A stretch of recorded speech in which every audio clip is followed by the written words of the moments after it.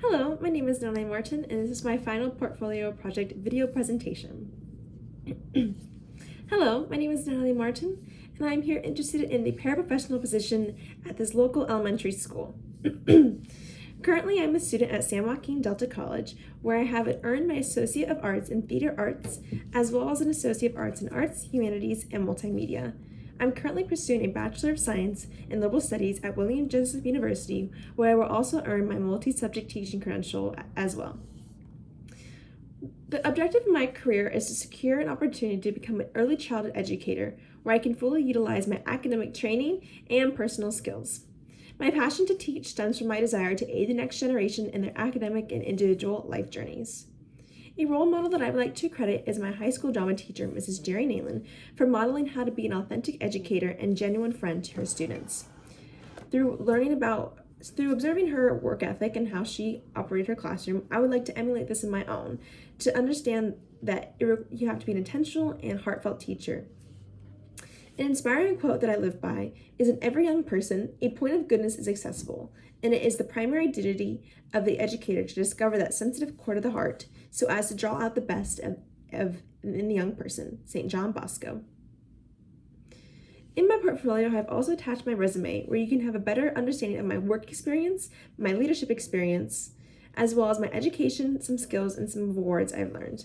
I will now give a brief overview just to help you out. My work experience stems from working in the food industry at a place called Menchie's Frozen Yogurt, where I welcome and assist customers with a happy attitude. I also worked at Home Goods as a merchandise associate, where I maintained the front-end operations of a store, as well as organized merchandise to create a clean and safe environment for our shopping and customers. Some leadership experience that I've gained is that I was the assistant student director at Kimball High School's Jaguar Theater in the performance Cinderella. I collaborated with the director and completed all tasks given, as well as managed and instructed a large group of classmates. Additionally, I was also the vice president and reporter for the club Family, Career, and Community Leaders of America, where I organized fundraisers to provide means of fun, as well as communicated the recent activity of the club to fellow members in the entire campus. I also worked at the St. Bernard's Youth Group as a Life Teen Corps member, where I helped high school students grow closer in their journey on their religious faith. My education consists that I've earned my GED from John C. Kimball High School, where I earned 3 academic block Ks and 3 theater block Ks, as well as the completion of 4 successful AP classes. I have completed my time at San Joaquin Delta College, where I obtained 2 AAs. I'm also a CTE Department Award winner of my high school. In my letter of introduction, I wrote to express my interest in the available position of a paraprofessional at this elementary and middle school. My dedication and strong enthusiasm makes me the ideal candidate to fill the position. I thoroughly enjoy cultivating the academic growth of the next generation, which has allowed me to gain valuable skills, including patience and a strong work ethic. And I'm eager to share about the possibility of sharing my talents with your students and your staff.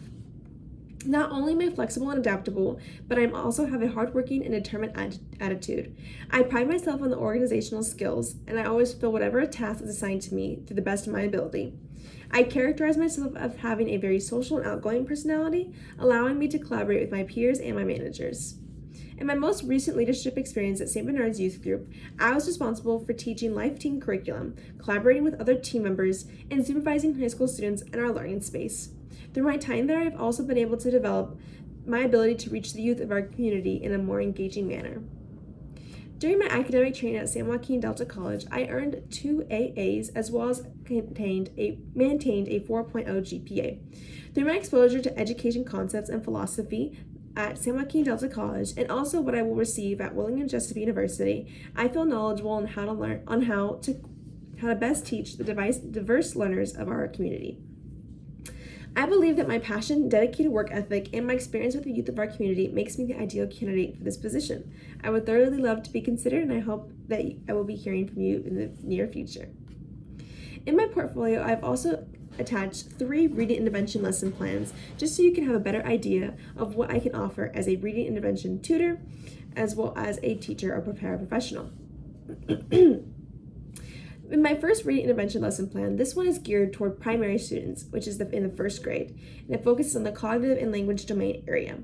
In this this is called decoding practice with sounds. The skills that students will have the opportunity to develop during this mini lesson include sound recognition, writing skills, the ability of stretching new sounds, reading words, recognizing words, and sentence practice. The gist of this lesson plan is that students will spend a moment being introduced to a new sound, specifically this one is the CH sound, and students will repeat that sound back to the teacher. Once students are comfortable with that, they will begin to recognize it in a word, such as the word church or chair, and say it aloud themselves. Using first grade writing paper and pen and a clipboard, students will now write out the sound and trace it with their fingers and verbalize it as they are writing it. After displaying a level of comfort with the sound, students will then learn how to stretch the sound. For example, saying the word chair and stretching out by saying chair, as students are able to hear all the consonants and vowels in the word. Once they become masters of this, they will then transition into reading decodable words provided by the district and at the dispense of the teacher. For the last activity, students will have 3 sight words and they will now write them in a sentence that incorporates this. I will collect this as evidence of their understanding. If I were to have a student who had a learning accommodation, such as a speech and language disorder, this means that the student would have difficulty in creating and forming the speech sounds needed to communicate with others. With this articulation disorder in mind, I will accommodate that student by working individually and doing the same lesson plan for allowing for patience during the verbal repetition portion of the activity. If this can be too difficult, I will also allow students to write out words and explain them more phonetically. Another accommodation that I can do is decreasing the amount of sight words that they're using to focus on quality rather than quantity. This is the end of my first lesson plan, and there's more information in my portfolio. My second lesson plan gears towards the intermediate students, which is more of the 5th grade level. And this is all about fluency with text reading, with the book specifically Where the Red Fern Grows. In this lesson plan, students will have the opportunity to read fluently by reading and rereading accurately with phrasing, attention to punctuation, and expression. Students will utilize comprehension and critical thinking skills to understand the plot of a novel and explain it to the class. The gist of this lesson plan follows as such.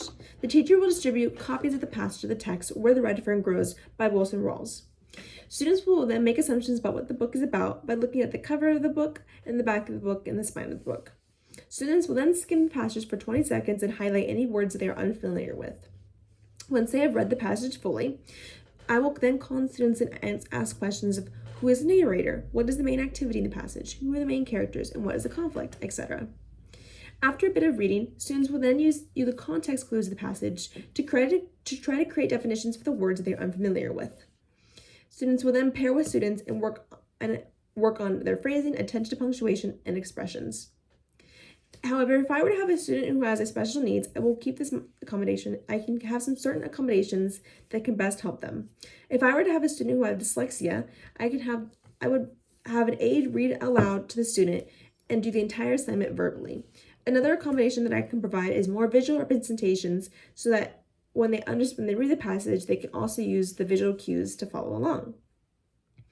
In my last reading intervention lesson plan, this focuses on the 8th grade classroom for middle school students. The title of this is Activating Prior Knowledge, where students will have the opportunity to activate their prior knowledge in order to make connections to a given text. The skills of comprehension, critical thinking, and analysis of literature will all be developed and fostered. Students will cultivate the use of their schema in order to increase their metacognitive. The gist of this lesson plan is that students will open up with the introduction of what is activating your prior knowledge and the concept of their schema, which is patterns of thinking and behavior that people use to interpret the world. I will then pass out and students will create a KWL chart, which is what they know, what they want to know, and what they want to learn. In this passage, and they will also be given a passage from NASA about the moon's effects on the tides. Students will then have a group discussion of what they know and write that down on their chart, what they want to know and write that down as well.